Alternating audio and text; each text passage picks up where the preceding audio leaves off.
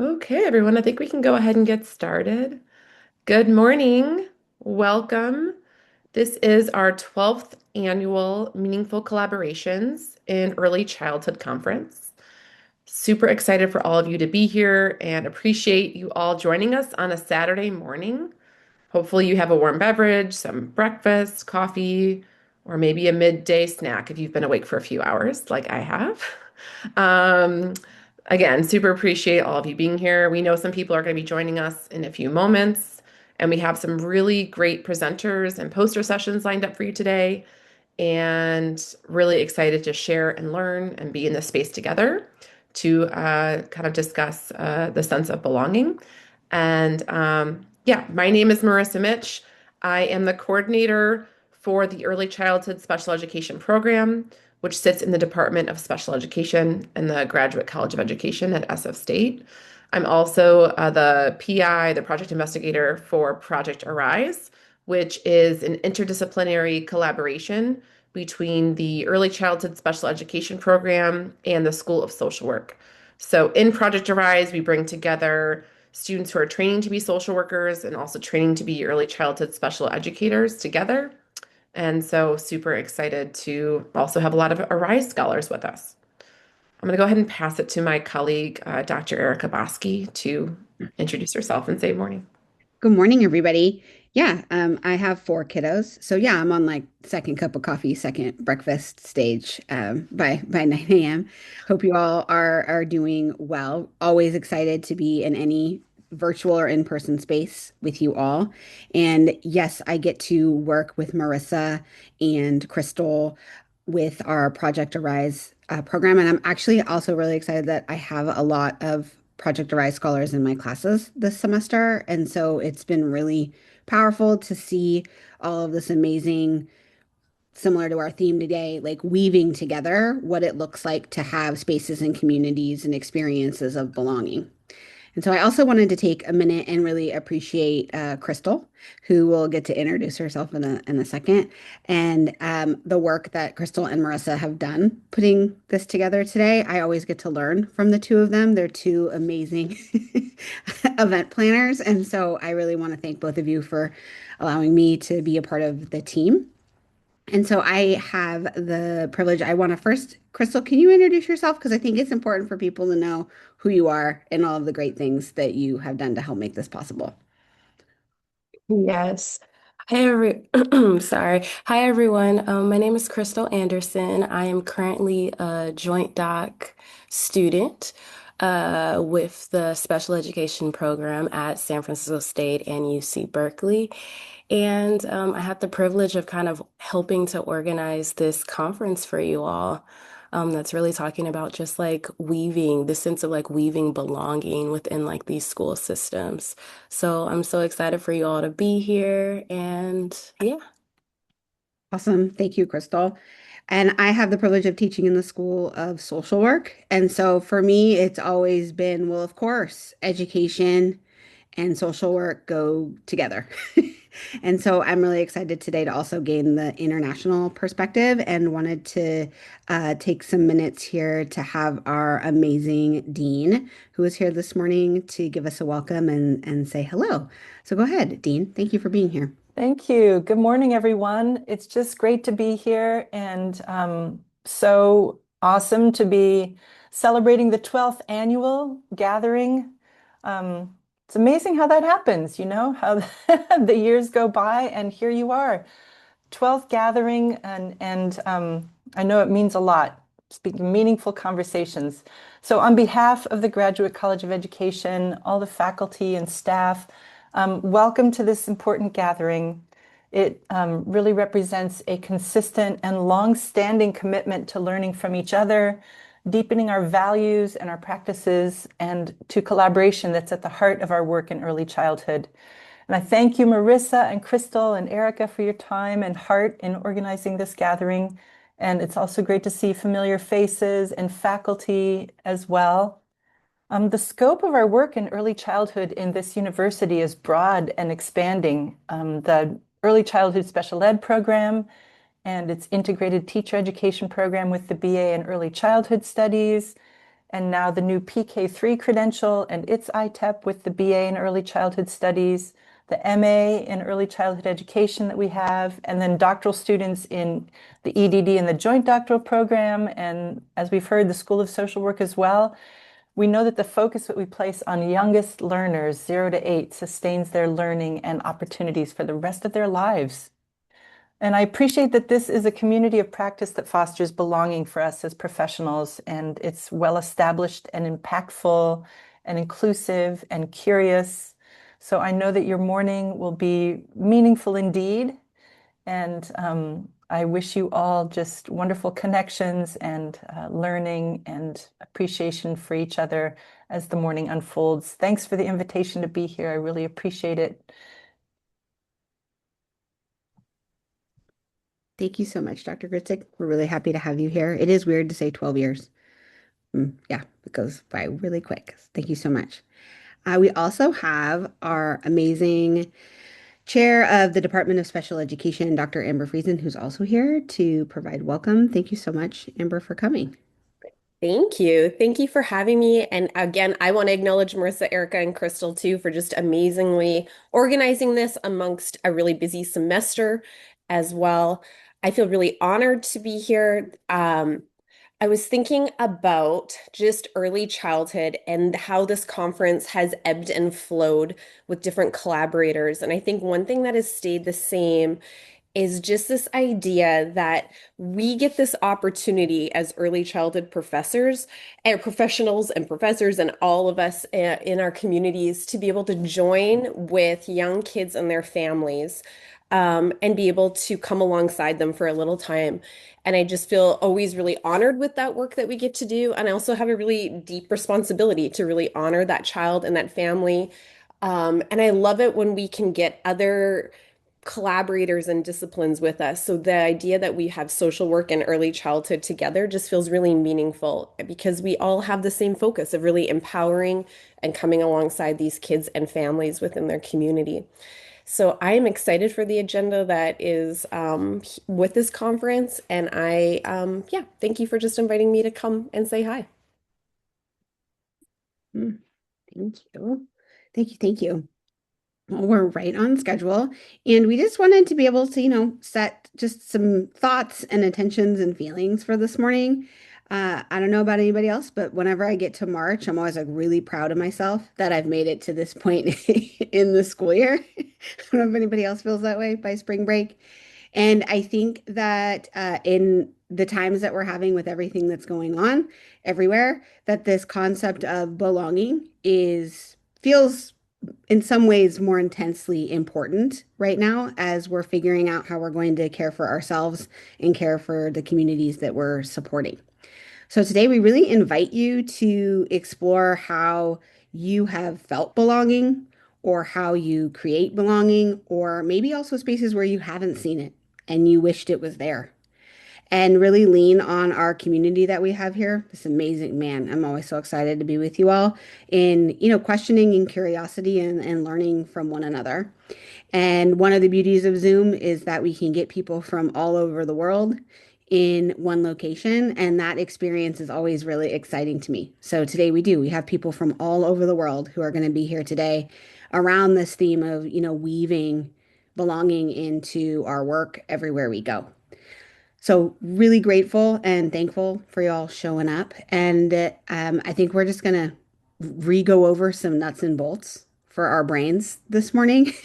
The amazing agenda that Marissa dropped in the chat is I'd say your map and your guide for today in terms of Zoom links. So right now you are in the main room and you'll be coming back here later today when you look at the agenda. And there are Zoom links that are by room and topic, and you get to choose, right? Part of what we love to do is create choice. And so if you want to take a moment and look at the workshop sessions that are between, 9:15 and 10, there are some amazing options. And yes, they are being recorded because I want to watch all of them. I wish I could be in every room. Marissa or I will be staying in this main room the whole time. So if something happens tech-wise or you have a question or whatnot, feel free. You can always pop back here to the main room and we'll do our best to help you. But you'll be in the workshop sessions until 10, and then we will have a 15-minute break. And at 10:15, you'll come back to this main room and we will be having our poster presentations. And that will be also amazing. That's going to be about a half an hour. And we'll have another break at 10:45. And then once again, you're going to come back to the main room for our panel discussion and our also our reflections and takeaways for the wrap up of the morning. So you're really just going to other Zoom links during the workshop sessions, and that's so that we can record each of them and have it all for you to reference later. Is there any questions? I saw in the chat just about cameras turned on. Y'all, we want you to take care of yourselves and do what feels comfortable. And I know as a speaker on Zoom, it is always nice to see faces. So if it's possible to turn on your camera, please do so. If not, that's okay too. I'm trying to think, is there any other questions that anybody has before we head to workshop rooms? Marissa, Crystal, did I forget anything? I was looking at my notes. Anything else I was supposed to say? No, Okay. I think we are good to go.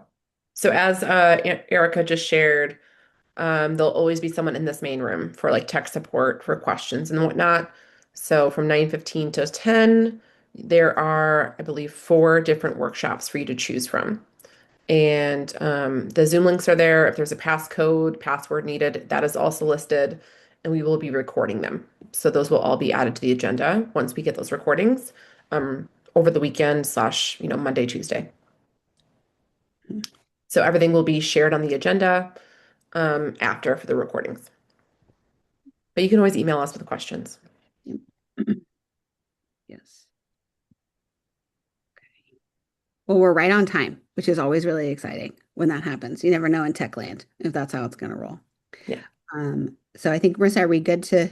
release you all Yeah. to your chosen workshop room? And we'll see you all back here at 10:15. 10:15. Yeah. 10:15. Thanks, everyone. Mm. Do we have to leave this Zoom link to You go? do. You literally got to leave Gotta, the meeting and then go check into the other one. thank you. You're Yeah. welcome.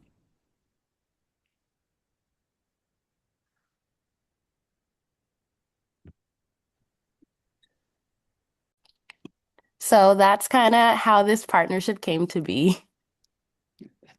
That's awesome. That's totally awesome. And I think, Miss Crystal, what we could do is we could set up the rooms for the people who are here, and then if people show up, we can just add them. Yes. And that'll be fine too, because international technology is a little tricky. Yes, it is. Has anyone else joined who is doing a poster, Crystal, that I overlooked? Let me look right now. Give me a moment. Okay, I'm double checking too, and I don't see. I just want to make sure I'm not overlooking someone. Yes, I see Delilah. I see Lucy, Ilke, Hadass. Great. Me. And do you also want to briefly introduce Ilke and Hadass as well? Yes, yes. So Ilke and Hadass, we are all in the same, well, me and Hadass are in the same joint doc special education program, so we are actually the same cohort. And we have been doing these lovely 3 years of our program together. Um, and then we also have Ilke. Ilke is also a PhD at UC Berkeley within the psychology department. And yeah, me and Ilke have had, again, she's also in my cohort as well. So we've had the last 3 years to really like talk and chat and like learn from one another. And I think when chatting with both Ilke and Hadass, I was able to learn a little bit more about some of the work that they're doing and just thought like their perspectives, their expertise, like this would be so beneficial to you all, for you all to kind of hear and like learn more and like have dialogues with. And if you think too, it's also a little interdisciplinary as well because Ilke, what I loved about her topic was that, well, first she's a psychologist, she's in psychology, so that brings a different perspective, but it was also about a program that's really supporting like robotics. So yeah, that's kind of everyone. I'm just so excited for you all to kind of hear from all of the lovely presenters about some of their work. That's But awesome.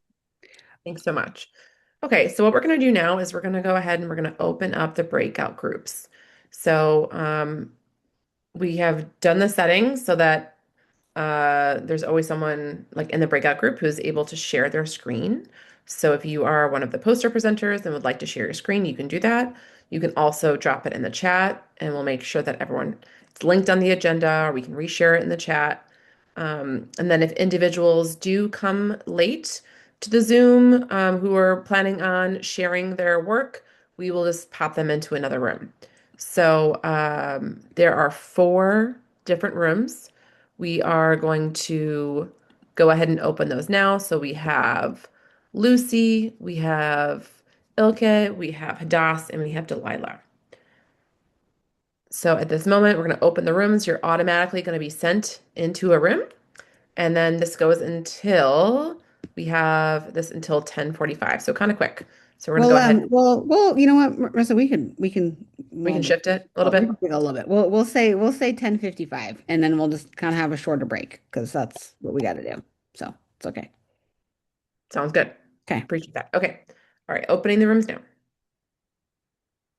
So you've been invited to join a breakout group.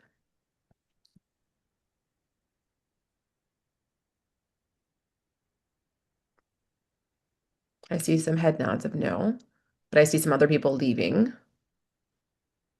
Will that show up at?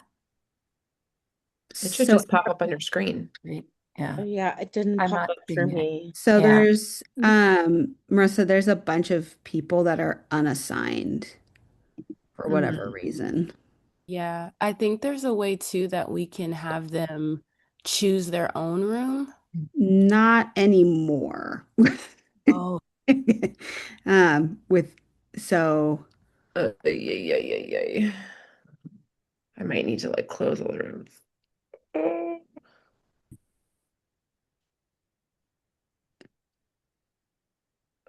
Hadas keeps getting, oh wait. All right, I'm just going in and assigning. yeah, I can help too if you just give me co-host access as well.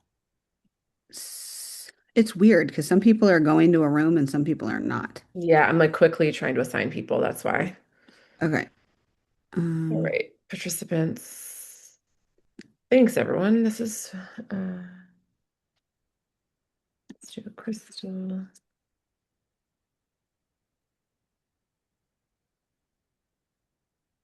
All right, Crystal, you're now a co-host.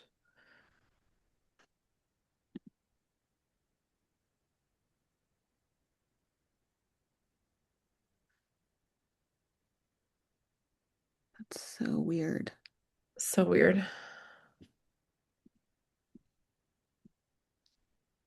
Looks like one of the rooms closed.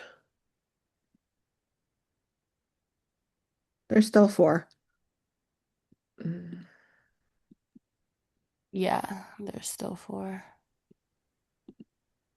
And we are just assigning folks to anyone or?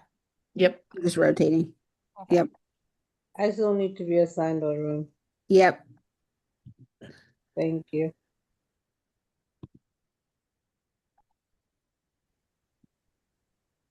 I thought I had, you went through this earlier. Sorry, everyone. Thanks for, Hold on. Do you know what Jeannie is dropping off from? I'm sorry. I don't think they were talking to us. Oh,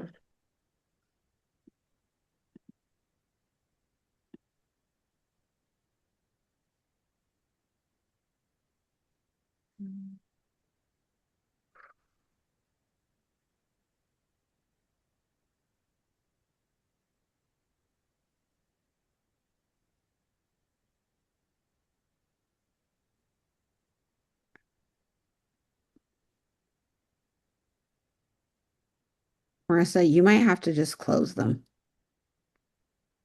I'm trying to assign everyone right now. Looks like it's working.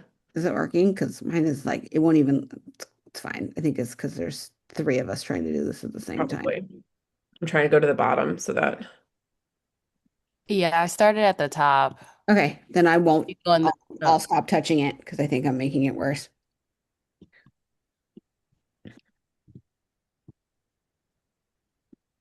oh, technology. Yeah, it is a little bit mad. It-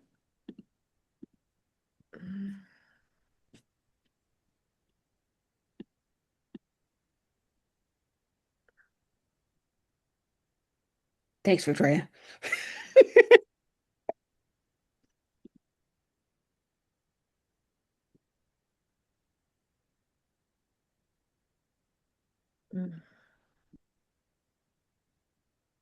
It is mad.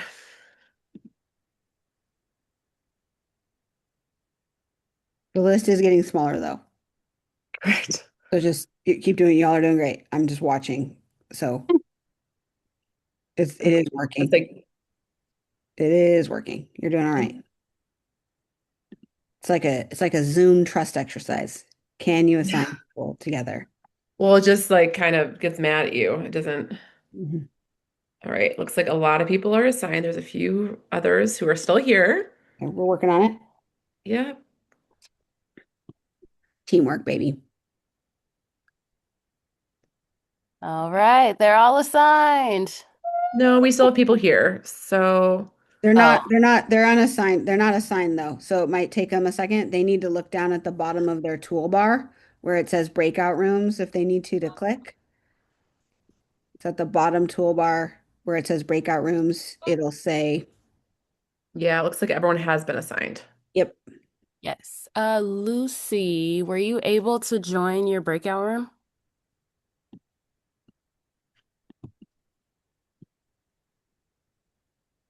Lucy, are you there? I think some of these people might just be caught in the transfer. Okay. Because well, Lucy is the presenter of the room we just assigned folks to. Correct.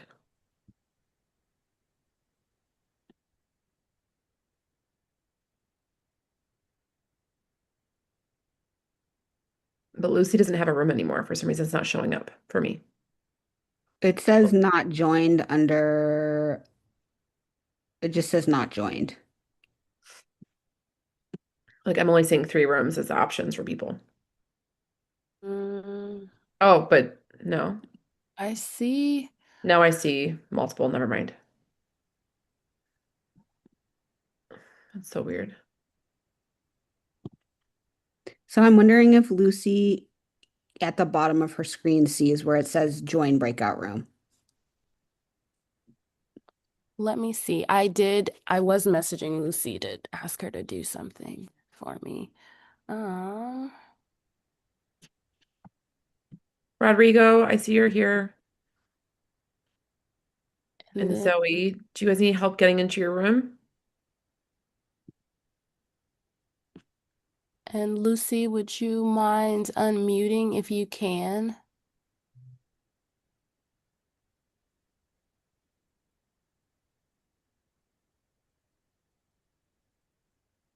Lucy?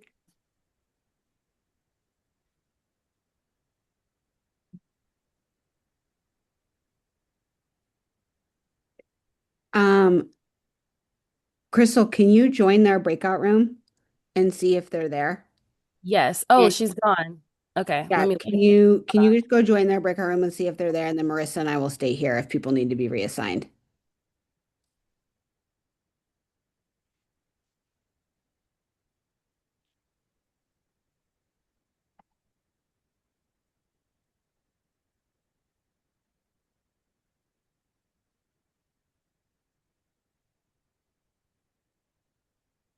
Zoe and Rodrigo, do you guys need help?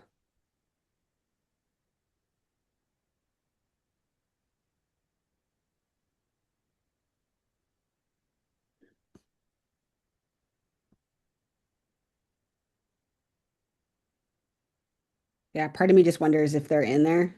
Marissa, and it's just like Not showing. not showing. That was weird. So weird. I mean, I had it like all set and organized to even like automatically send them into the room, but then you can individually move people. So I individually moved the presenters. Gideon, I just assigned you to a room. Hi.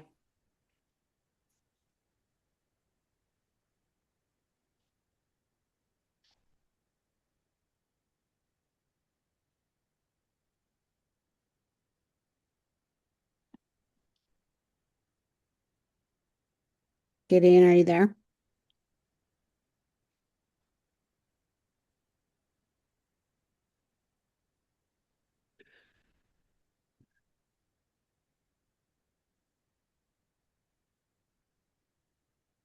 There we go.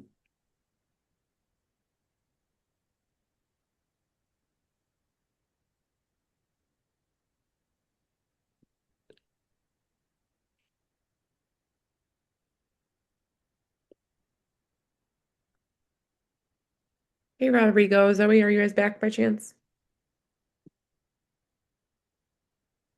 What does it show on here?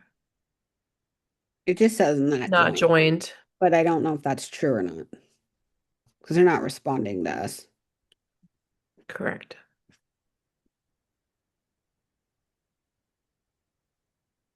I'd be tempted to move them to another room because sometimes it like pops up again, but Eh, I'm assuming they're in the other room and it's working out fine. yeah, they can unmute if they need us. Okay. Oh, breakout rooms. Mm-hmm. Mm. I'm getting a message now from Crystal. Lucy's not here. Okay. But Dr. Hey, could you reassign them? I'm helping Lucy right now join. Once she joins, we can just add her to another breakout room. You want us to move all of those people to another room? Unless right now they're waiting and I have to call Lucy on WhatsApp and I'm gonna have to walk her through. Is Dr. He's also Joel. helping. Yeah. They also gave me Rose's contact info as well. If someone I can walk Lucy through it if someone wants to call Rose on WhatsApp and just walk her through the process. So the challenge is, Miss Crystal, we have 20 minutes until our panel presenters are here. So then I would just Move them to a different room. yeah, just move them to a different room. And if Lucy joins, then yeah. Right. So Yeah. Lucy is Because, yeah, Lucy was here and then the call dropped. okay. Marissa, are you starting at the top or the bottom? Top. Okay.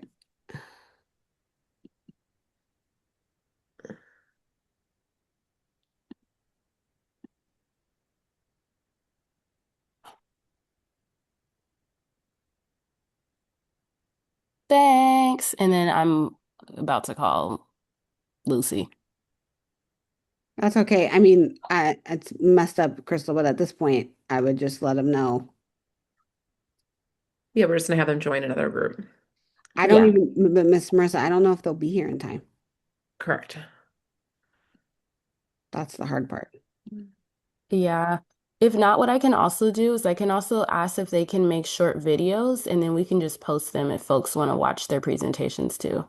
Yeah, that Yeah. sounds like a good alternative. I don't want to pose more stress or work on anyone, but I Yeah. know that they like, you know, plan to share and probably were excited to share. Mm. Yes. No, that's fine. I can ask if they're interested, they'll do it. And if not, then they won't. But I'm pretty sure they'll probably do it. Okay. Can't even get, I think I did most of everyone. I'm like scrolling down again. it's weird. Abby's I can't even click on. Abby at the top. Abby's now in Delilah's room. Okay. Okay. Okay. Is what it is. Yep. Mm. That's hilarious. Hi, Lucy. Lucy. Lucy's Uh, connecting. Lucy's here. Okay. Okay, Crystal, my suggestion is we're gonna assign you and Lucy to Delilah's room. Yeah. And then yeah, I can work that. Okay, so I think it looks like Lucy right now is connecting with audio, so we might want to just, yeah, wait a minute. yeah. And I might, oh wait, where did, oh, okay.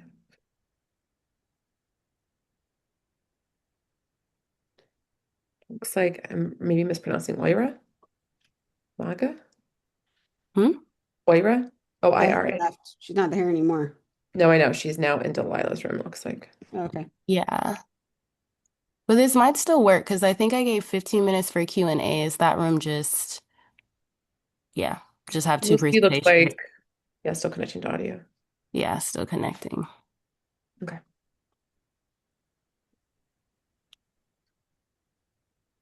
Oh, Joel, I think we need to assign.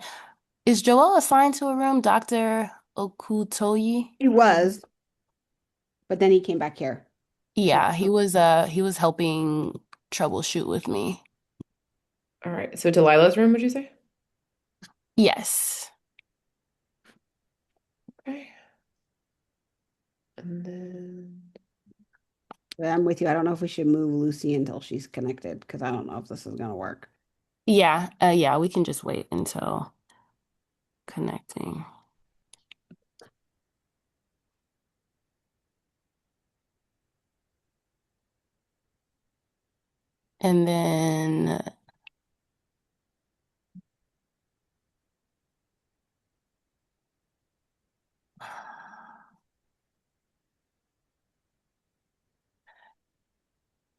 And then Joel, you are assigned to a room. If you look down, what do they see? They see breakout rooms at Yeah. the bottom. Yeah, if you look down the bottom of the Zoom screen to your right, you'll see breakout rooms. You just click that and then you'll join.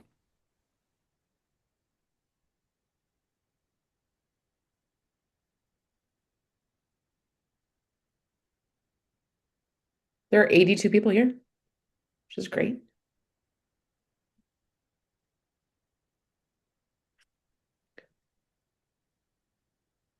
Like Lucy's Ah, reconnecting. Maga joined. I hope I'm saying that name right. Okay, so we have Lucy. Let me see.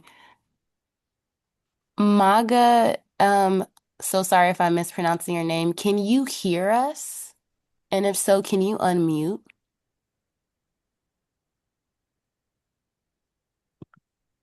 I believe Maga might be logged in 2 different times. Oh, Maybe so not. then is he in a or I'm not sure if that's he. Is Maga in a room already then? Is that one Under a different, the name looks different. I put them in Delilah's room. Oh, okay. Then I think that's Might a just be like presenter audio. then. Lucy's video's on. Lucy,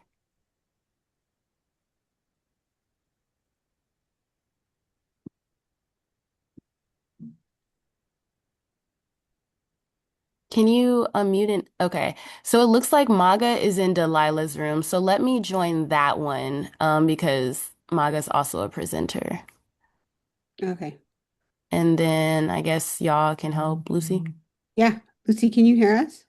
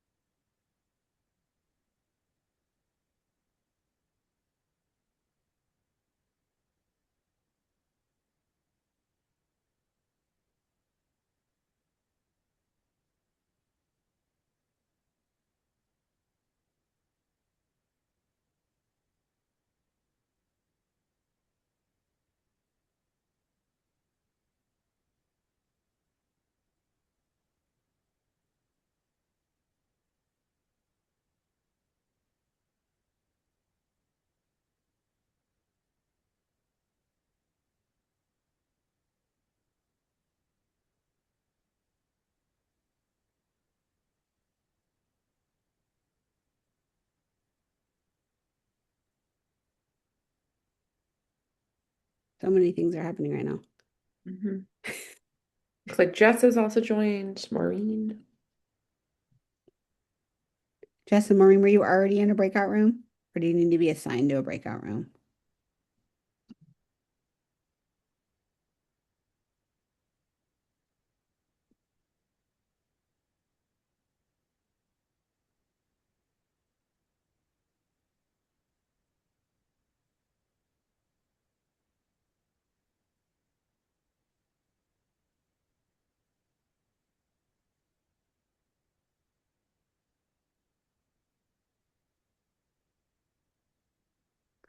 Lucy, can you hear us? If you can hear us, Lucy, can you just give me a thumbs up? No, Lucy, you can't hear us. Okay, Lucy can't hear us at all.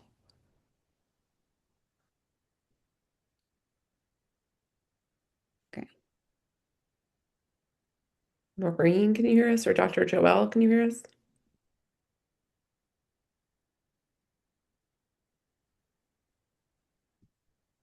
Oh, connecting to audio. Um, It's gonna be so frustrating.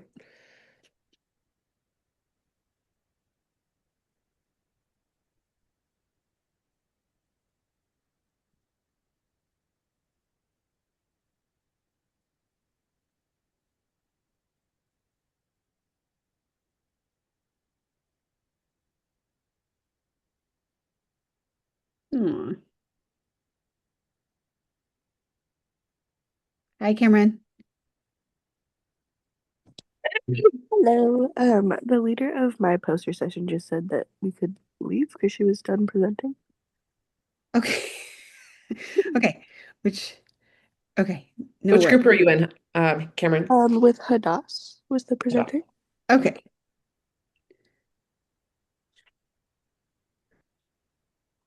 No worries. We're just managing all the things. So Yeah, for sure. no problem.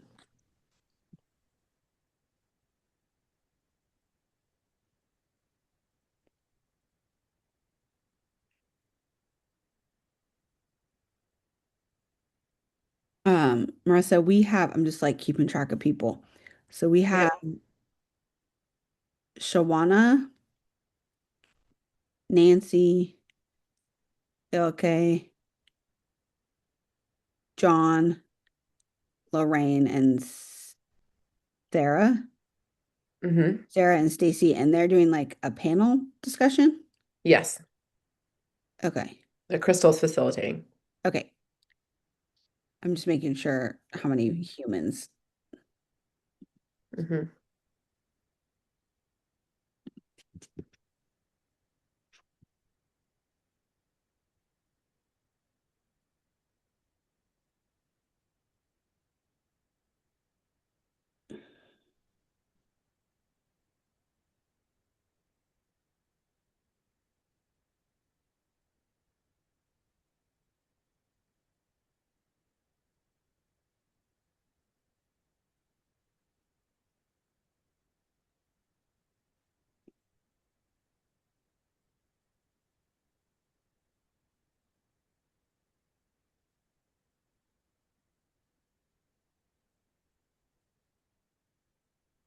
Chat. Jess is trying to get into a breakout group, but Jess left. Okay. Well,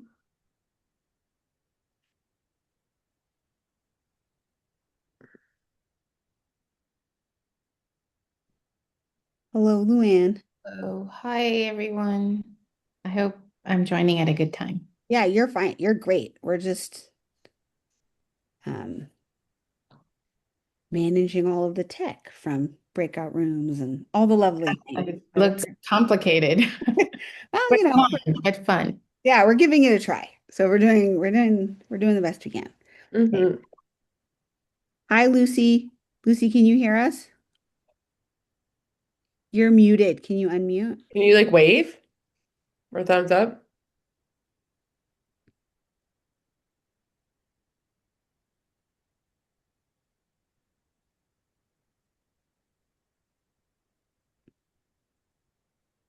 Hi. Yay! Hi, Hi. Lucy. You Yay. did it. We just wanted to Oh like my hug you. God. You were so stressed out. We just wanted to hug you. Oh, Like, oh so my goodness. strong. Goodness. Oh goodness. I've never felt this before. It's Oh my God, weather is so bad. It's raining like hell. Oh, wow. Oh, no so worries. Okay, so what I think I've we switched to my phone because now I don't know what's wrong with my I don't know. I really don't know. It's it's okay. okay. It's It's okay. okay. I think we have some more minutes. So I was This like is to, so frustrating. can we put you in a breakout room to share? I hope I can join on phone because I tried joining on the laptop. It backfired too. Oh God. Okay, well let's try it. And if it doesn't work, Yeah, then yeah, you can yeah. just You come can right try back it. Try here again. and we'll figure it out. Okay, here you go. You're off to the room with the laptop. Let's see if it works.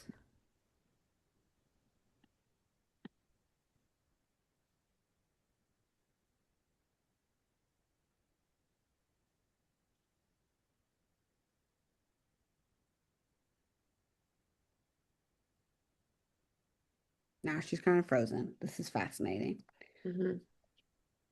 That makes sense that there's like weather related. Vic Yeah. is back. Hi, Vic.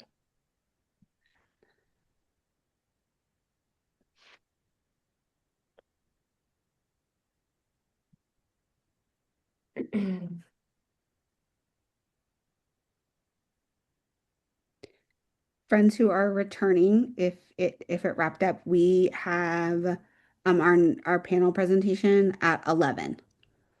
So you have a few minutes if you want to grab something to drink. Um, yeah, another bio break. Do your thing. We'll be back together at 11.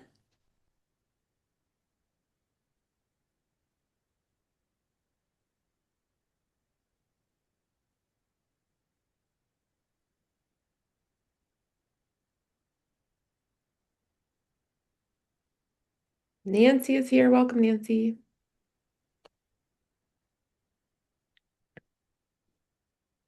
Sorry. Thank you. Hi. You were fine. You were early, so thank you for being here. We have some individuals in breakout groups, and those are kind of finishing and wrapping up in the next 5 or so minutes, and then the panel officially starts at 11. So we're encouraging individuals to do a bio break, grab some water, a snack, etc., and we'll start in like 5 to 10 minutes. We'll start at 11. Lucy, it still wouldn't let you get to the breakout room? No? I joined and I had some sound, somebody speaking, and then it went off. So I tried joining using the link that was shared again. I found myself here. Okay. And we Okay. can I try to really put don't you know in there what's going again on. because it says you're unassigned. So I just try to assign you to Delilah's room. I don't know how easily that will work.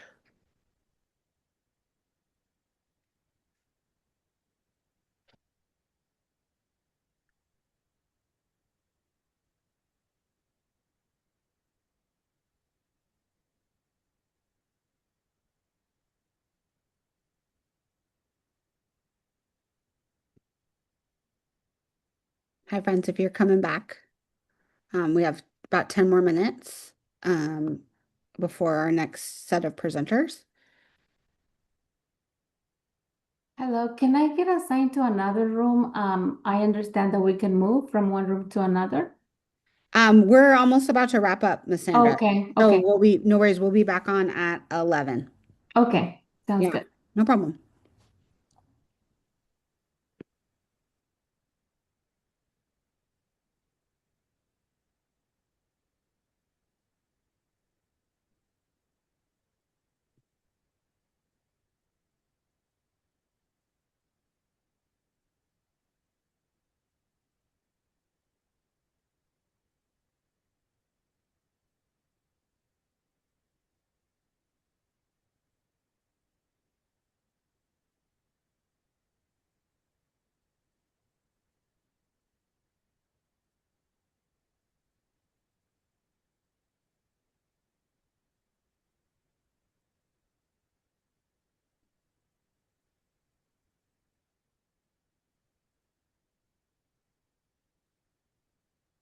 Hi, everyone. It looks like some of our other breakout groups presenters have finished.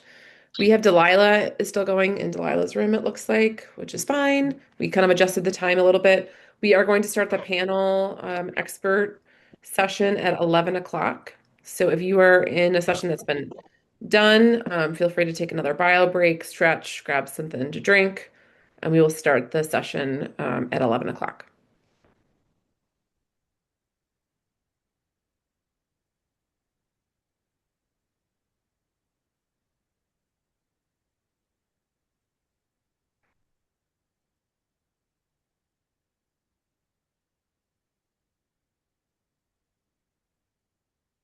I'm going to reshare the agenda in the chat just to make sure everyone has that.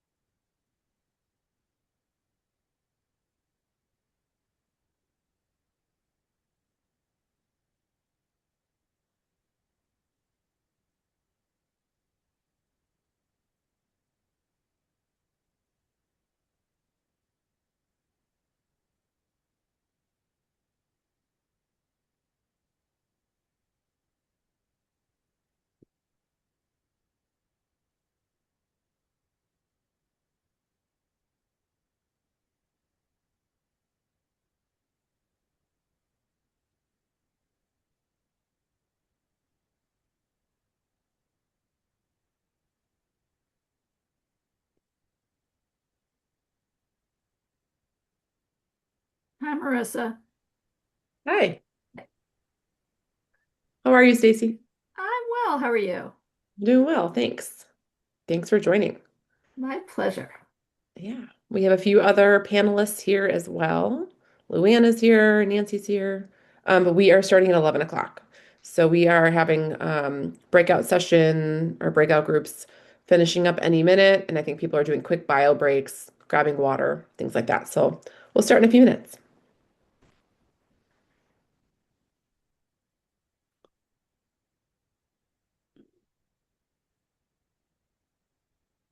Mm.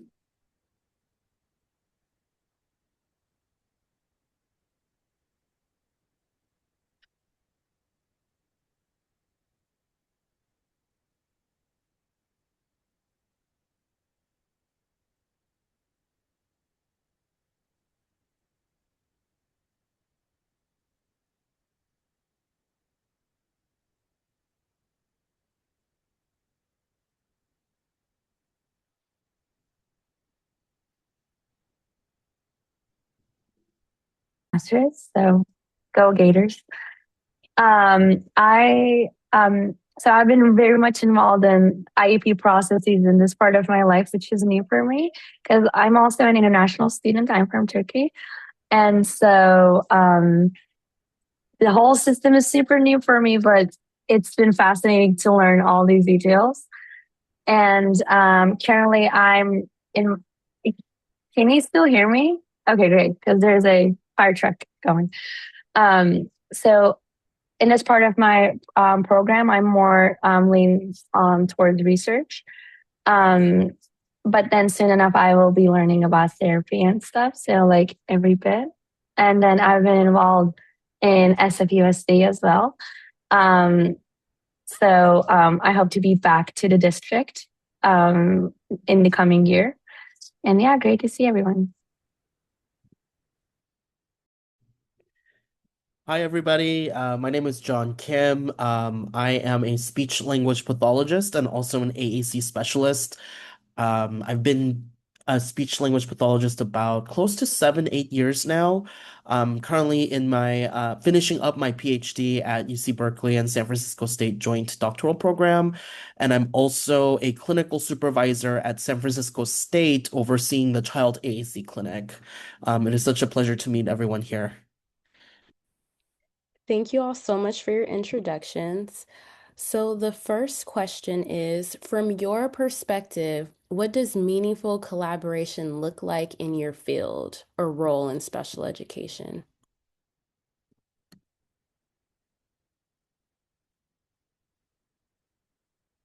And anyone can answer.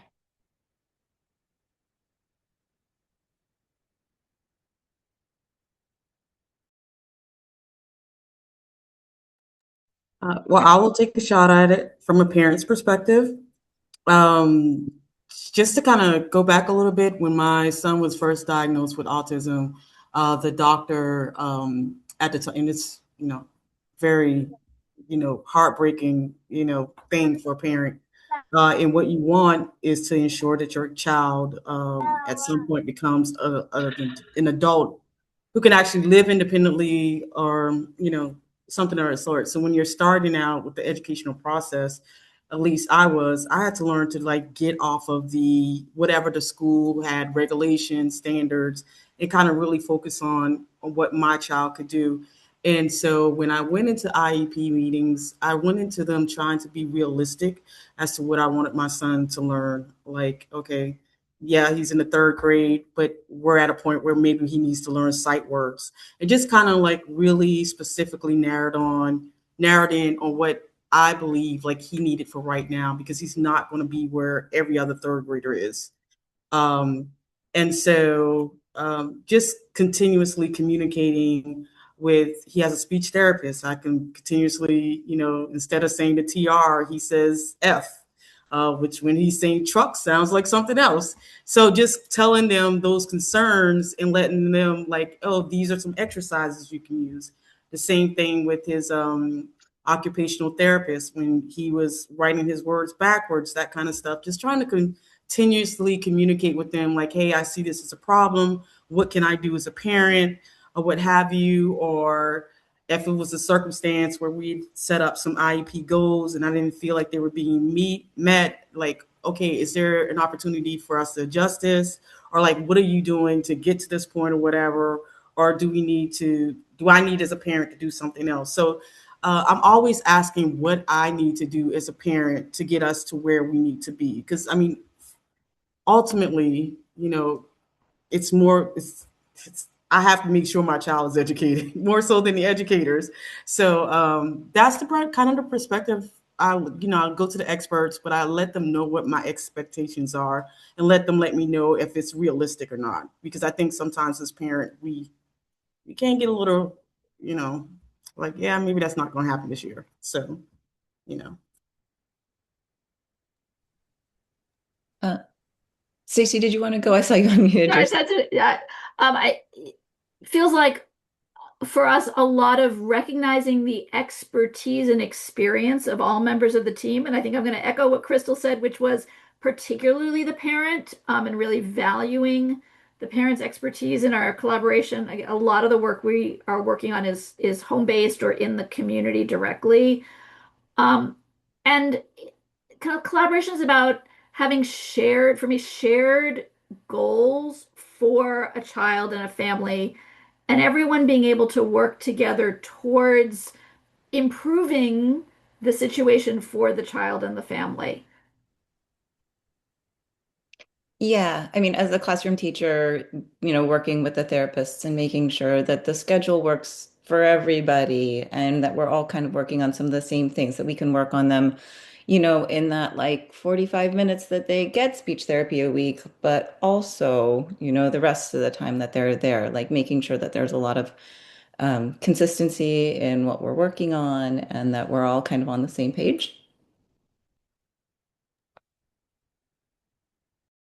Think one thing that I would like kind of piggyback on to what Nancy was saying was that in my role as family therapist, I really try to understand and support the parent in figuring out what they want during the IEP process or whatever they're really wanting for their child, so that when it comes to those meetings, like I can support them in advocating for their child. And it's usually like supporting the parent and then advocating first. And if they like miss something or they really like forgot to touch on something, then like highlighting those parts. And then I'm thinking of other times that have been really helpful in collaboration in other ways is like having like monthly meetings with my client's team and really talking through what everybody in the team is doing. So like the OT, the speech therapist, the ABA, tech, sometimes it's medical doctors. Yeah. So, and really everybody being on the same page along with the parent. I would add that it's so important to empower the parents. As in, when I think of my experience as a student, the amount of information that I've been getting about what my job even is and what the other jobs that I like, all the people that I work with, is just so nuanced. And then we get together and be a really good team. Is only like, it's just so much. And then for a parent, they often don't have a sense of what the school even has as the resources. So it starts with not even the expectations, but like, what can we even have? Because it's an insider knowledge problem at the end. So in the very beginning, I think giving them an idea of what we can do together and then what do we want to do together is just super important as like the point zero.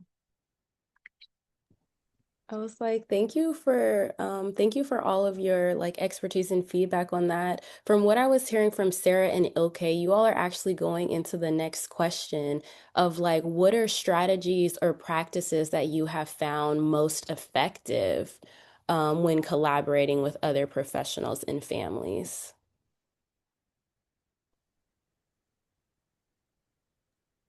Okay, since I heard my name, I would start with being humble. And then I know certain things about what I do and what I can offer. They know so much about their perspective, their experiences. And that happens to be the case for every party involved.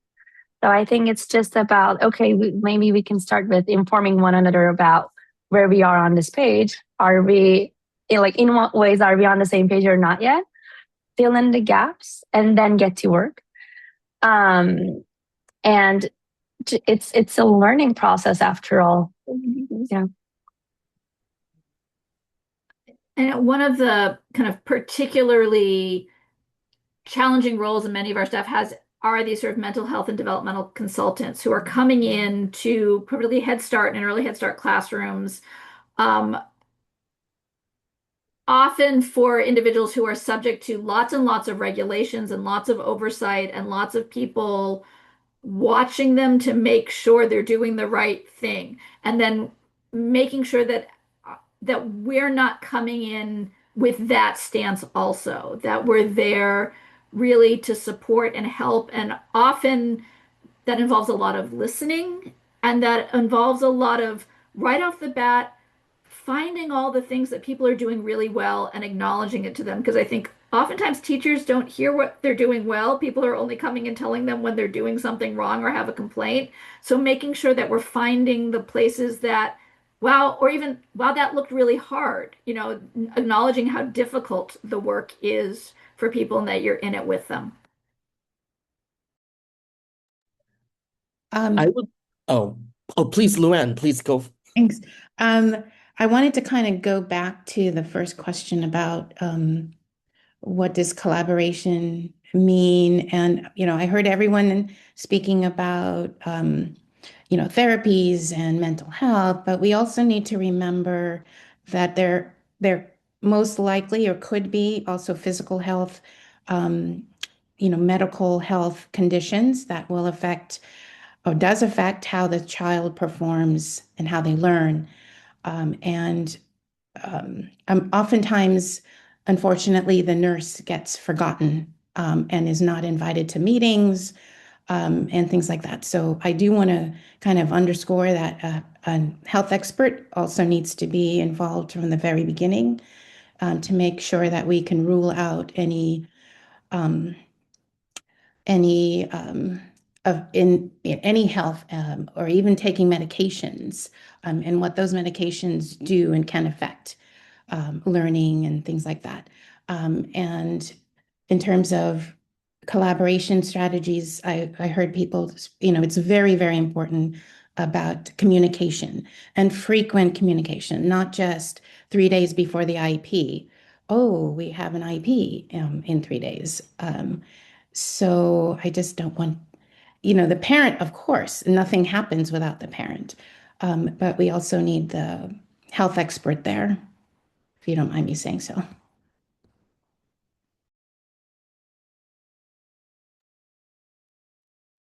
Thank you for that.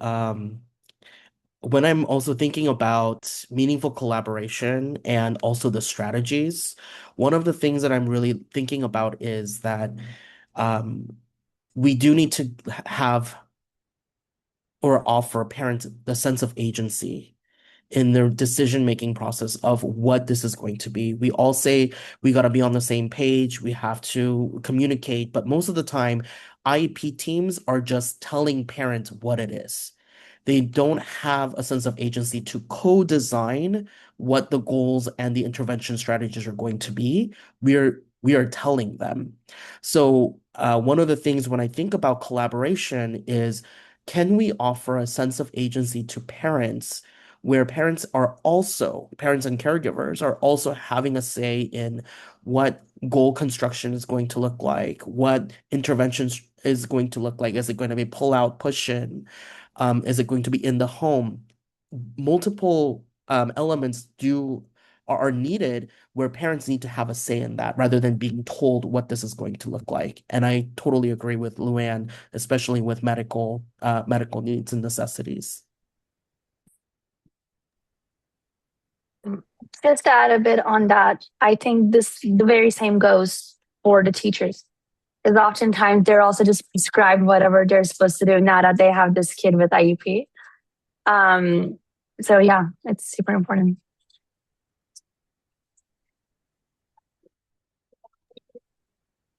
Thank you all. We will move on to our next question. What are the most important elements for building strong, trusting relationships with the families, other service providers, and even the child? Well, for me, I think the most important thing, and this is something that as a parent always went so far, is if you demonstrate that you like their child, it goes miles, miles and miles. Like if you put everything aside and demonstrate how much you like their kid, if you connect with them on a personal level, that is the first thing because that's kind of the foundation of what the parent wants, right? Either you're as a parent, you want your kid to be liked and you want like them to be successful. I mean, I tell my kids I want them to be happy, healthy, contributing members of society, and people liking them is the foundation of that. And then, and so for me, um, that's the first thing that I do. So as a teacher, first day, I send pictures in the middle of the day or their kids playing and having fun, like even if they cry like 98% of the time, I find the 2% that they're not crying and I take that picture. Not that I don't tell them that they're not sad. I do. I think honesty is really important, but I also think that it's important for the parent to see their kid, what they're doing when they're not there. I know that one of the hardest things was, like saying goodbye to my kid, like the very first day and wondering and having, leaving them with strangers essentially. And so having that, like, having that connection with the parent. So I mean, this might be controversial and people can make their own choices, but I give my cell phone to like all of the parents. They all have it. And I text them. And what we also do is I have a thread with almost all of my kids with me and the general education teacher so that the three of us are all connected so that I send pictures and everybody sees them. And if like Bobby's going to be out, then we find that out together, and like, because if I'm in the other classroom, sometimes it's hard for me to go and make sure that everybody knows everything. So that's another thing that we do. And I just kind of tell the families, I'm like, if you can text me in between, like, working hours, that's great. I don't, and generally they do. Um, so I don't know. That's kind of my foundational, and I'm sure there are like many, many other things that people are going to talk about. I think to add on that, is really highlighting and noticing the child as a whole, um, specifically highlighting their strengths, and going from a place of strengths, because I think a lot of the times, um, parents and others are looking at, where the child is struggling more. And sometimes it's really helpful when building trust is to really notice like what they're doing well. And both that's with the child and like what the child's doing well, but also with like the parents doing well and how things are working as a team, like that. Yeah. Oh, to I'm sorry, go build. ahead. No, no, Oh, no. I'm sorry, Nancy. Would you like to go first? No, no, you go first. So, building on top of that, one of the thing that I wanted to add is from my experience as a school SLP, when I come to the parents and talk about what the child's interests were and what they shared in their speech room, and taking note of that and repeating back to the parents, they really felt appreciative and be like, yes, you actually did your homework about my kid. Yes, my child does like Spider-Man, things like that. And that really shows me that I am paying attention to their child. I know what their likes and dislikes are, and I know how their communication styles are like. So taking note of the every single minute of how they're communicating, I think really goes a long way about that. So yeah. Okay, and I just wanted to add, just as a parent, kind of going through the system, I have found that with teachers, I typically have a good relationship, whereas not necessarily with the administrator. My son now, he has like a great, excellent principal, but I think when me and my husband first started out, we were naive in thinking like, hey, we're going to go to the school. We gave him all of the documents, all the medical documents, or what have you, and we're all in this together to educate my child, what have you. And so then that wasn't our experience when we got to Georgia.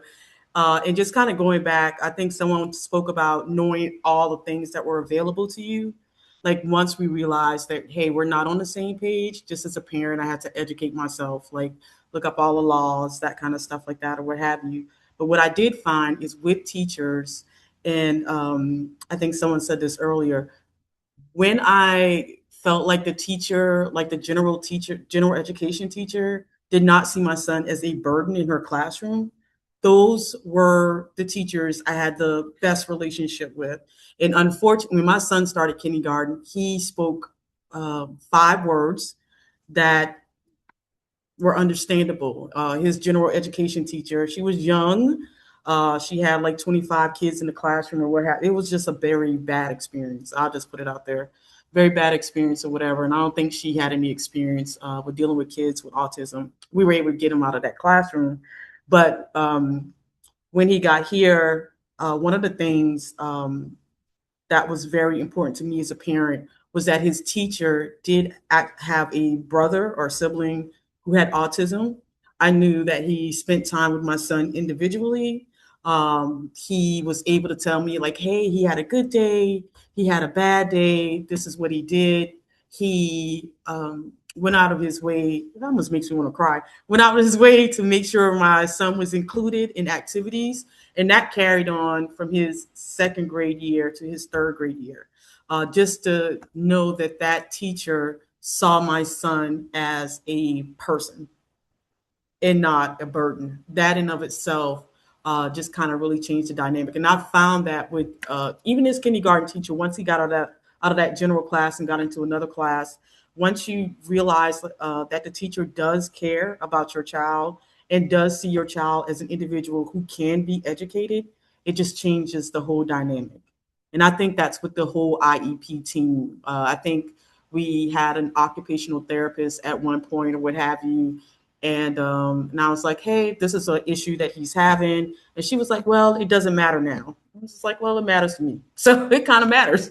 So, like that kind of, it's just like, that doesn't build a great relationship. But when someone, hey, I'm taking what the parents are saying in consideration, that kind of stuff, it makes me feel like, hey, we're all in this together. So I think that helps build relationships um, between parents and teachers in a much better. The administrators, I don't know. I still feel like we need to work on that a little bit more, but definitely with the teachers, I think it's been pretty good for me, except for that one experience. Speaking from the early intervention perspective, I think we have a lot of luxury, like because our language again is it's an individualized family services plan, right? So kind of right there, in theory, we're already centering parent voice. I certainly know as part of my home-based work with families, we have to reevaluate every 6 months. I make sure that parents really understand kind of what the process is around this, make sure that I'm getting their input on child's developmental levels. I always in person review the report with them and set goals together so that, what are the things they'd like to see coming up in the next 6 months.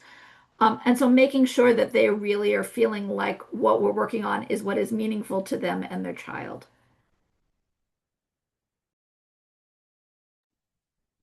Just want to add and also underscore what I'm hearing from everyone too is building trust with parents. Parents are the first, right? In another class that I teach, parent is the first teacher. And so in order to build trust is listening and being transparent and sharing what we're learning and then working on future things or step by step on little by little on how learning what the learning style is and moving on slowly from there. What I mean by slowly is working on what their strengths first, not giving them a goal that they can't meet right away, that kind of thing. Thank you all for sharing. For our next question, what are some of the biggest barriers to effective collaboration in special education today?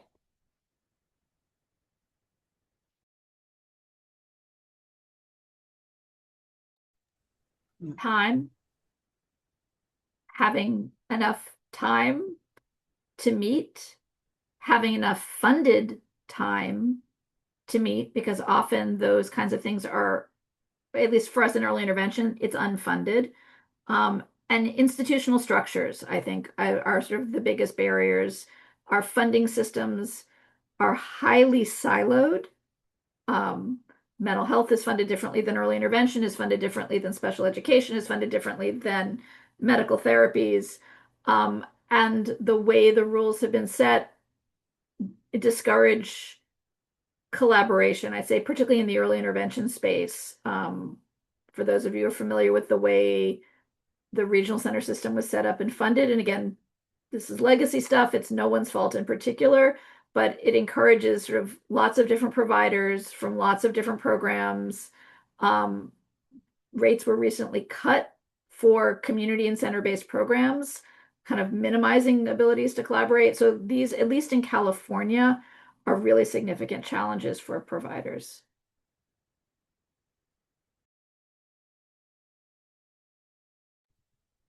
From the SLP point of view, I think having a very high caseload has been very problematic to build relationship with the students. So especially the more specialized you are, like let's say if you're an AAC specialist, I used to be the itinerant for the district, meaning that I had 80, 90 kids on my caseload. And most of them are pretty litigious because they had to fight with the school district to get an AAC system. So one wrong move turns into a lawsuit. One wrong, so it's been really challenging to build genuine relationship and building trust when you have a high caseload and with a very sensitive cases that's on your radar. So it's been an issue with that, and also with the institutional time. So when school is in session, parents are also at work. So reaching parents and families has also been a barrier at that level. Yeah. And then John, you did use some terms, AAC, and I think there was one other one. Could you just lightly just share for folks who may not know what that is? Yeah, so AAC stands for Alternative and Augmentative Communications. Those are tools and systems that are used by children who are with complex communication needs. So they're either non-speaking, or either they have a motor disability that prevents them from utilizing their articulators, lips, teeth, tongue, and mouth, and voice to communicate. So they're using alternative ways to communicate, such as a communication board or an iPad or a computerized system. Thank you. Thank you. I also saw Nancy. It seemed like you had something you wanted to share.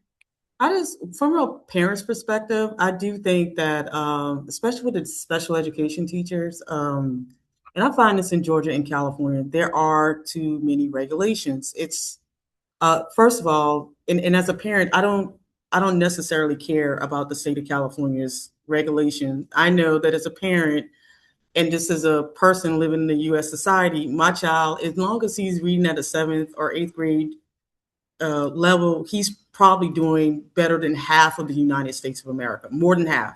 So that's where I'm trying to get him. And I feel like even with the standardized testing, like he's in the third grade, I'm having to go and opt him out of the third grade, or they have, oh, this is where he should be right now. Like that's not where he's going to be. He started speaking in kindergarten, like he had 5 words. So if he's in third grade and he's speaking fluently, though, that's progress for me as a parent. And might not necessarily be progress for the school. If he's doing math now, if he's doing sight words now, that kind of stuff like that, to me, because I've known him from the start to now, I know he's doing well.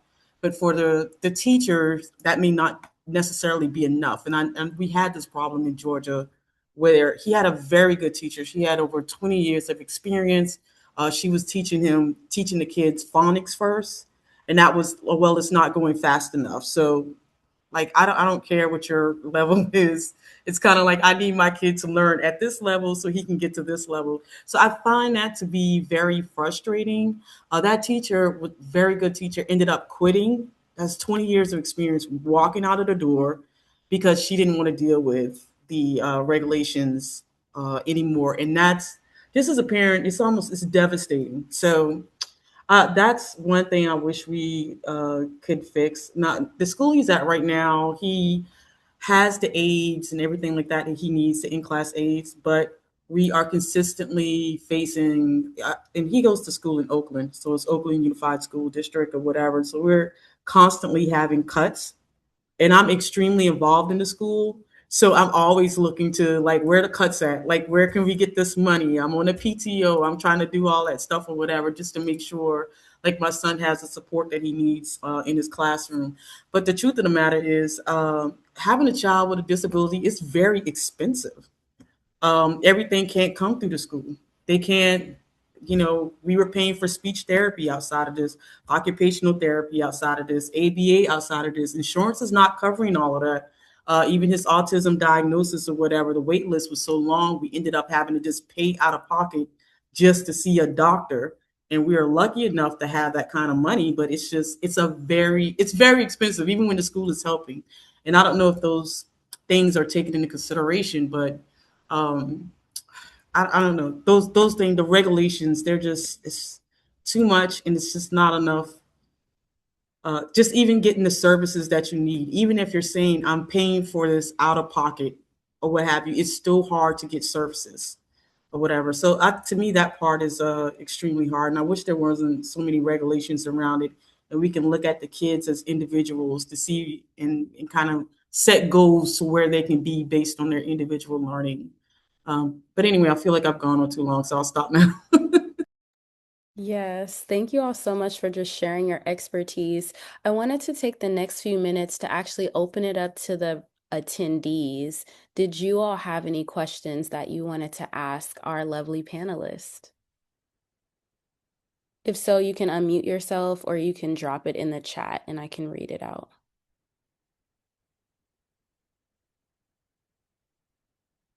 I have one for Nancy. Nancy, thank you. That was you. You are the expert. I'll just say that first. Were you in your journey with your son, were you able to find any other like other parents? I've just wondered like if there are any other support systems out. You probably have it in your family, but is there like other parents that that you um advocate with or advocate for or that helped you or supported you? So we just moved to California 2 years ago. So we don't necessarily there. We do have a group in our church or what have you, but I feel like mostly the support we get is actually mostly through the school. We don't have it's just me and my husband here. So we have families that we communicate with. We're not very social, so we kind of like keep to ourselves a little bit. So, but that's not because there's a lack of resources or other families. It's just the fact that we haven't really sought that out. When we were in Georgia, my sister lived there, my siblings lived there, so we had like a lot more family support. We didn't necessarily um, I don't know. We haven't necessarily like we get advice from other parents or I talk to other parents, but mostly if I have like an issue or something, I actually usually look to my legal community, which I heard someone say John talked about the lawsuit. You know, I never want to actually have to sue a school or anything along that line, but it is good to know your rights. So, like, if I do have issues or anything along that line, I'm more likely to reach out to someone who's like educated in special education from a legal perspective. But other than that, we haven't had to, because my son doesn't necessarily have any behavioral issues. He has anxieties, and we deal with that, me and his dad or whatever. We read a lot of books, and we really kind of do things ourselves. So, no, we haven't had built like a community other than with his teachers. Yeah, I mean, I had a hard time finding community too. I was really lucky that I was working in with a group of early interventionists when my son was little, and so I had like a crew where, like when my husband and I went to therapy, because that's a real thing. Some of my friends would come and they would watch my kids and things like that. But as far as like connecting with anybody who also had, a kid who was autistic and like that kind of stuff, that I still have never really found. I think the closest that we found was we go to Camp Mather every year, which is through San Francisco Park and Rec. And we just happened to go the week that Inclusion Weeks, like when Inclusion Week started, that was the week we happened to go anyway. And so we've continued to go for Inclusion Week, and we see kind of like the same families again and again. And so we've built like a little bit of a community there.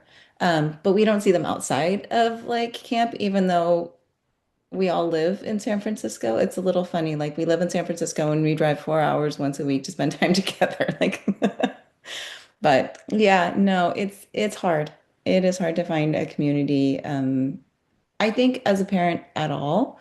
But then the layer of having a kiddo who has some challenges makes it harder. And I put some information in the chat. There are state-funded family resource centers that are available that offer parent peer support in multiple languages for all counties in California. So I put some information about the East Bay, and that's one of the strategies we often use is in early intervention is connecting, and even with our school-age children who may be coming to us for the first time, is connecting us with connecting them with the local family resource center, to be able to talk to other parents. They also offer classes on IEP advocacy and other kinds of things, and that's one opportunity for community building. Thank you all. I see we have a few other questions. Jess, would you like to unmute and ask your question? Yeah, this is Jess. It's me. Let me. Am I unmuted? Can you hear me? Yes, we can hear you. Okay, I'm sorry. I'm muted and ended up talking, so I apologize. I have two questions. First of all, thank you for such a wonderful panel. And I have so many questions, but I'm only going to ask two.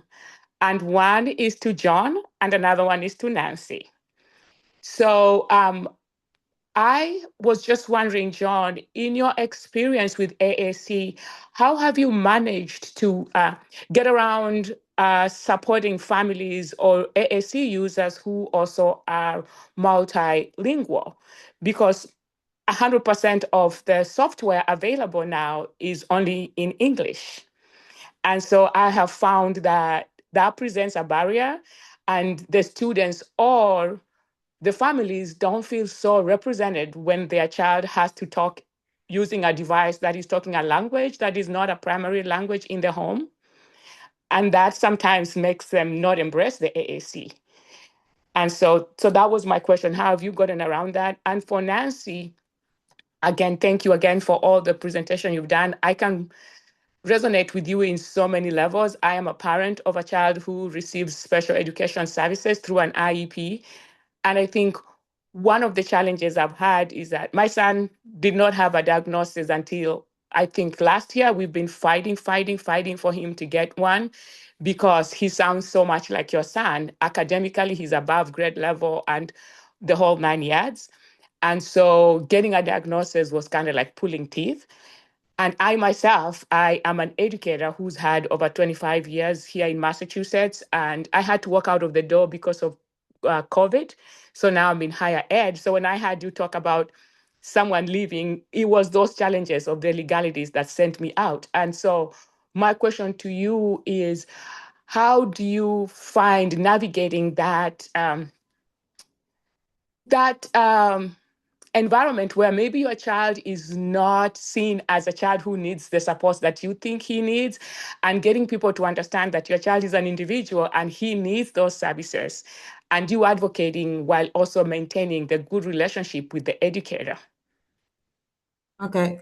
So just kind of going back a little bit, I think when my son was in preschool, I think he was maybe around 2 or 3 years old.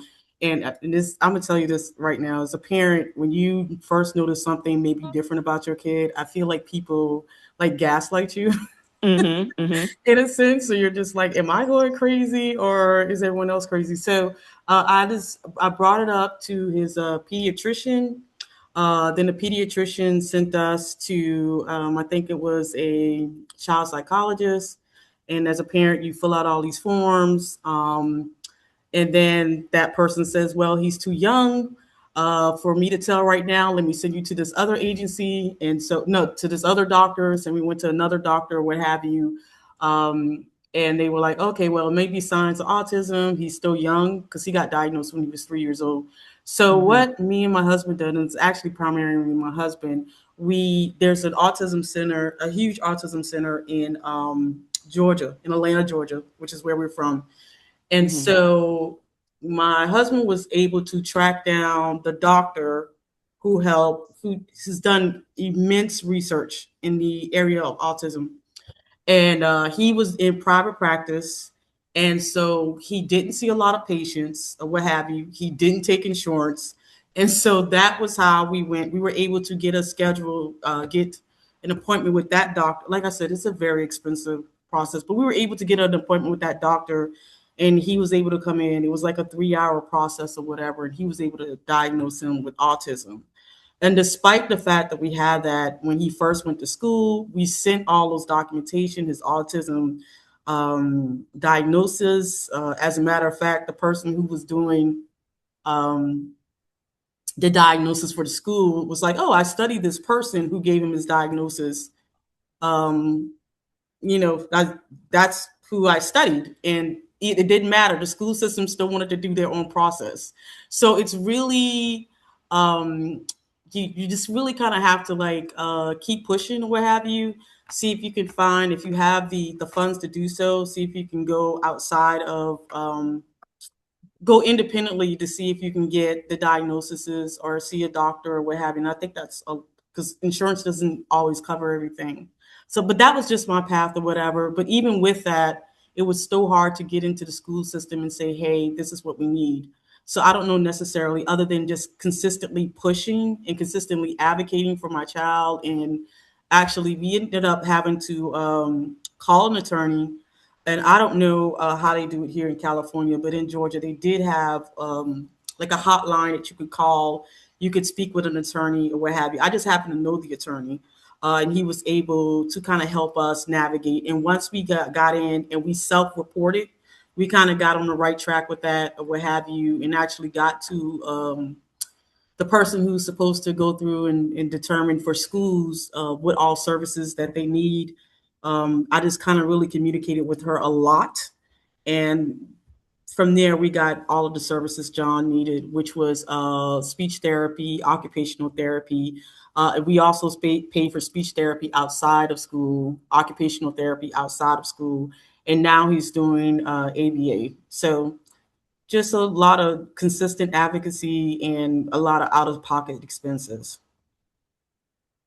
I hope that answers. Thank you. Thank you. It does. It does. Thank you so much. I know, Jess, you had another question for John, so I'm going to allow John to answer that second question. Thank you.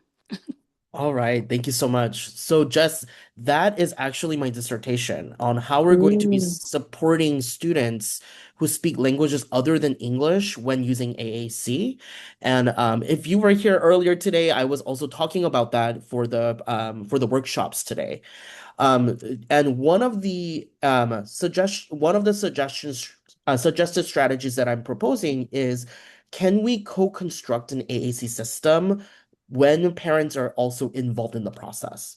So, for example, can we get family members programmed in there? Well, the parents are saying, yeah, my child talks to Tio Benito, Luna, Paco, and have everyone in there. Can we also get family members activities that they like to do, like some of the songs that they sing, the meals that they eat, and as you're slowly programming that in together with the family during those AAC sessions, then the device itself becomes this fluid way to communicate with the family along with the child. So my key takeaway is basically, how can we bring families into the discussion of AAC recommendation and AAC systems design?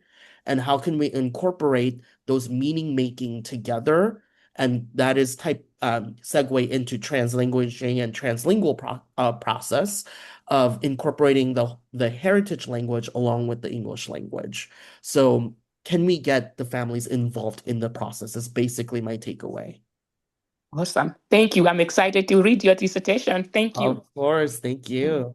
Thank you. And it looks like there was a question in the chat. Let me find it by Kimberly.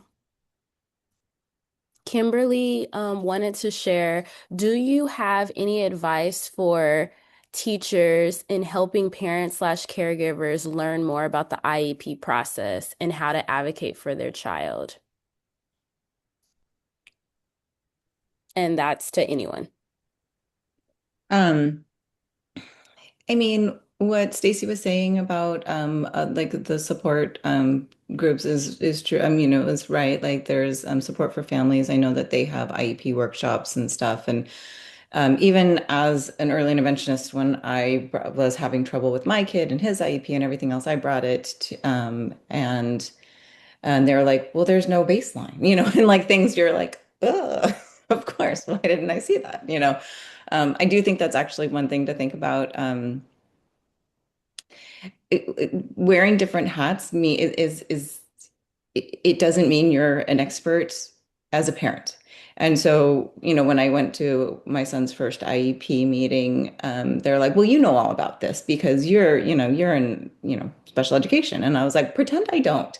Because when you're going into an IEP, even if you have the understanding of all of it, which let's face it, most parents don't, it's still so overwhelming and you're so in it that it's hard to have that perspective. And so I would caution you to be careful if you work with families that seem to like know a lot about the field or this and that. Like it's very different being the parent. And then I lost the question. It was about learning about the IEP process. You know, honestly, I have conversations with my families. I have real conversations with my families, and I sometimes don't tell anybody. I know this is recorded. Let's pretend it's not for just a minute. But I'll tell like, I'll tell my families, I'm like, okay, you didn't hear this from me, but like I want to give my families all the information so that they know exactly what to do. So like I had a family who this kid's doing great. He has made like astronomical strides in the last 3 years. And I look at him and I'm like, how were you the same kid that came in like 2.5 years ago? Um, and he gets ABA services, and so then applied behavioral analysis services. He had a teacher that came in and provided additional support for him 1 hour a day. And then they said, well, he's doing so great, he doesn't need that anymore. I'm like, that's fine. That's great. That's amazing. But they also wanted to take away consultation. And when you take consultation away, that means that they would have to completely requalify for everything. And this kid's going to kindergarten next year. So he's going from this lovely, cushy, like preschool where he knows these teachers. There's a 5-to-1 ratio. He's been here for so long, he knows the expectations to a class where he's going to be one kid with, one of 20 with, one teacher. And so for me, like I really counseled my families. Like I like kind of set them aside and said, okay, so you can sign this way, or you can, sign with exception, and this is how. And if you need my help, I can show you how to do that. So I know not necessarily every teacher is going to do that, but that's what I do for all of my families. I want to make sure that they have all the information to make the decision that works best for them. They ended up signing without exception, and so he's not going to have the consultation, and that's fine for them. I just want to make sure that like when my families when they're signing things, they know exactly what they're signing. Um, so I don't know if that really answers the question, but that's what I do and how I try to support my families. Thank you And so much, Shauna. Oh, And I just want to speak to it for the families that are coming from early intervention and IFSPs. I think it's really, really important both for the families to understand the difference in the IFSP emphasis and the way services and eligibility, and for preschool teachers to actually understand that this is where their families are coming from, right? That this is a really big shift, and families may still not understand that when we're moving to educationally related services and that our goals are going to be educationally related, and there may still be challenges at home. And that's a really kind of major shift for families to understand is school doesn't care if your child, is having a hard time going to bed. I mean, they care because they're tired, but we can't set a goal around this, where that was something that we were working on before. And so making sure families understand that the differences in those systems and that it takes a while to understand the differences in those systems. thank you all so much. I see we are coming to time, so we can ask one more question and then we will have to close this lovely panel. Um, did I see there are two hands raised? Did any of you have a burning question that you wanted to ask? Stacy kind of just answered mine. Mine was going to be about that gap between early intervention to schooling. Okay. I Marlene? would jump in really quickly and say that some teachers, I can't speak for everybody, but for some teachers, I mean, I do support things that are happening at home. I may can't go and do home visits and stuff like that, but I do like provide visuals and stuff like that. There is I try to do like more of like a warm handoff because I do know when they get to kindergarten, then it's gone. But preschool, I try to do a little bit of love there. Thank you for sharing that. Um, okay, Marlene, what was your question? Yeah, so I'll just cut it short since we're short on time. So Nancy, I have a grandson who is also on the autism spectrum, and for many of them who have been identified, we're having that. It's kind of like an invisible disability, so that therefore it's just become kind of subtle attention to that, or it's just like, oh, their behavior has no excuse for that, whatever behavior is happening. And the intelligence that's repeated, for example, he would love to draw just Sonny the Hedgehog over and over again. And the teacher one day took his drawing, crumble it and put it in the garbage because he said that was not allowed anymore to be doing that. So that I heard this from another teacher. I felt so bad and it felt very emotional. But kids overcome all that because we started stepping up, and just finding out. And I can see someone actually did mention about how, and I think it was you, about the inexperience of some teachers. And then yet you don't need to, in my point of view, you do not need to be a special ed teacher in order to have some empathy or have some kind of professional approach to the interest of each student. And my question to you is, have you thought of starting a support program or group? Um, have you thought of doing that? No, I haven't thought about doing that. I no, I haven't thought about doing that or what have you. I definitely see the need or what have you. Like I meet different people whose children have autism, and the thing that bothers me the most about it is, like, because my son, like, my husband and we are at minimum, we're like middle class, I would say economically upper middle class, but definitely in the middle class category. So um, we have the funds to help my son and the time to help my son. Even though I'm a licensed attorney, I'm not working right now. I'm putting all of my energy right now in my son. And we just live a life right now that I can do that. And every parent can't do that. And it's not fair to the individual children who need the help. But you might have like a mom and dad, everybody's working, they don't have the time to do it. But it's never occurred to me to actually start a support group. I've just always just advocated for my son just because I've had the time, the education, and the energy to do it. So um, yeah, I mean, that's not a bad idea, actually. I haven't thought about it, but I definitely will. Yeah. Thank you. And It's not a bad idea. thank you so Got the much. And wording, the yes. terms. Thank you so much. I know it is 12:03. I just had one departing question for all of you. So if we can keep the responses very short. But the last question to all of these lovely professionals who are here, what is my question? Could you share some advice that you would give professionals on collaborating with, yeah, could you just give some advice to professionals on collaborating with different team members? Specifically thinking about those who may have differing opinions. And then that will be our last question, and we will definitely let y'all go.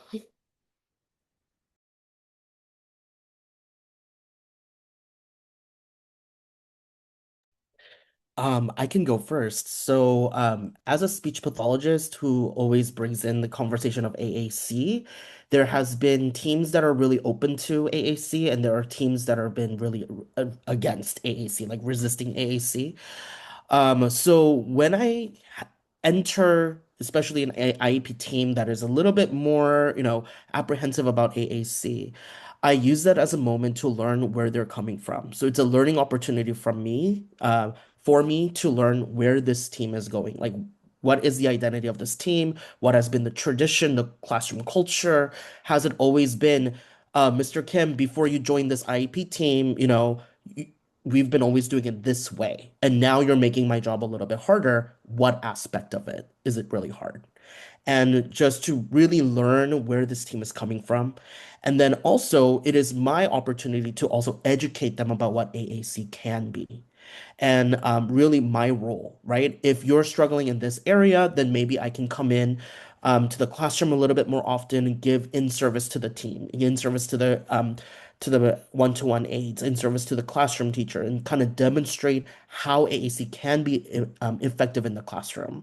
So I think it's a two-way street of learning where the team is and also teaching how I can be of service to them.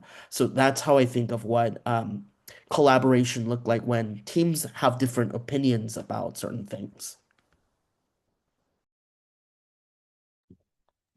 As a school nurse on the IEP team, I try to kind of remind without naming names and,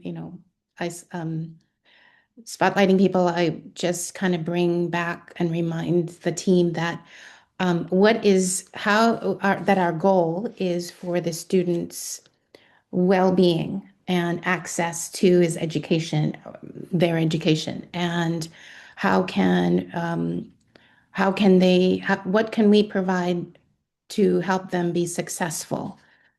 And hopefully they'll pick up that we have to work as a team and start, kind of softening, I guess is the, and then I also offer, for instance, staff training. How can I help you or your staff understand what the child needs in terms of health services? And that as the school nurse will be there to support staff. So we're not, telling them they have to do something and then just dropping them. I feel like it actually starts before the IEP of a single student, and just be a part of the whole community of the school that you work in the first place, so that you would know the people that you work with, and then at least have an idea about their expertise more professionally, but also their involvement in the school in general, so that you would know like how to work with them in the first place. And then if you have the time and capacity to establish that relationship in an ongoing way, then when it comes to IEP, it just becomes better. It's like more of a general, not just even professional, but like overall life and communication skills that maybe we need to reflect on every now and then. Reach out directly to the other professionals. Certainly in early intervention, again, because we aren't all physically in the same place at the same time. And parents then tend to get relied on as the hub, which is a really unfair position to put parents in. And so we always make sure that we get the list of who all is in working with the family, reach out directly to them, broker meetings. We really make sure that even can we come in and observe a session once every month or once every other month. So we're really actually working as a team in a kind of setting that doesn't necessarily naturally facilitate that. I also think just coming to the team with an understanding that everybody is there because they generally want to support like the kids, right? We're all like, we're not in it for the money. It's not why we got into this. But so coming at it with an attitude of like, I know you're trying to help this kid. How can we work together? And what is it that, especially if you have different opinions, like what is it that we're missing? How can we get like on the same page? How can we share this information? Because yeah, I think at the end of the day, like John was saying, like some of them have gargantuan caseloads. Some people have, we don't know necessarily everything that's going on, especially if we're not working with them every day. Like my school is tiny. There are like 42 kids total in my school, and so my speech therapist is not there every day. She's there 2 days a week. My PT comes for one kid. And so it's like really trying to get to know them and communicate as much as we can when we see them.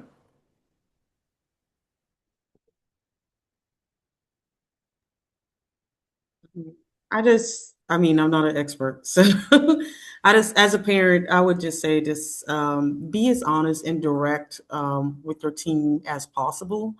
and be receiving a feedback about what is realistic for your child, even though you may have the best expectation for your child. You do need to deal within the reality of where your child is at. So, but definitely be as honest and direct with your team as possible.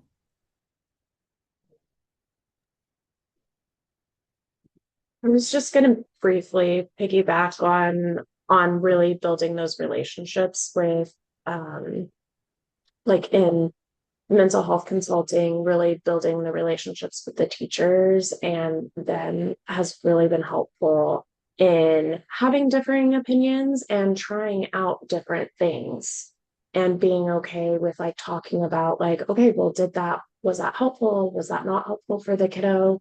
Like, and and coming from more of like a curiosity lens. Thank you all so much for your expertise and just taking the time out to do this. That concludes our panel, and we can give y'all a round of applause. So thank you so much. And then I will give it back to Marissa and Erica.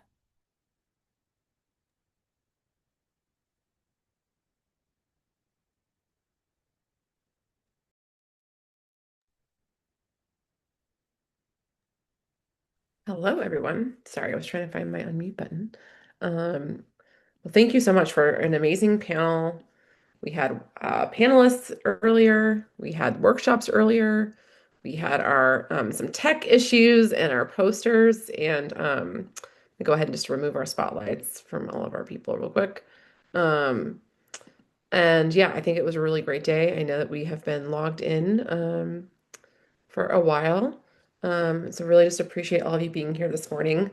And before we close, and I know Erica also might want to share something, I kind of just like want to bring it back to our theme of weaving systems of belonging and thinking about as we're all here together in the shared space and just hearing from this great panel of like what advice can we get from different experts in the field? How can we, gather the information? How can we get to know families? How can we make sure that they have a sense of belonging on these IEP teams, IFSP teams, and not just informal meetings, but like when they're coming to our programs and classrooms or you're going out into their homes, like how can we make sure that everyone has a sense of belonging and feels like they are welcome and feels like they are a part and an equal member and an important member of the team. And so I think there's a lot that we can learn from today and that we can continue to learn, not just in this shared space for our conference, but in our coursework, out in the field, and from each other.